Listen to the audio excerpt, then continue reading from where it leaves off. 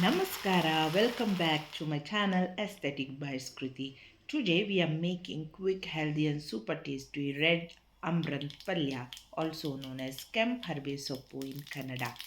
Heat oil, add mustard, green chilies, crushed garlic, chopped onions and saute just for a minute to release that aroma. These steps add a beautiful flavor to the palya. If you like this recipe, don't forget to like, share and subscribe for simple homestyle dishes.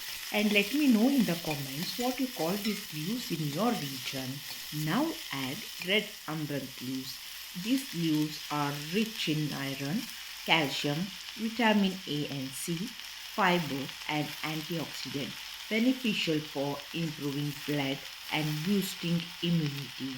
Now add a salt for your taste. Cook until leaves softens. Now add grated coconut for that fresh flavor. Your healthy and tasty palya is ready to serve.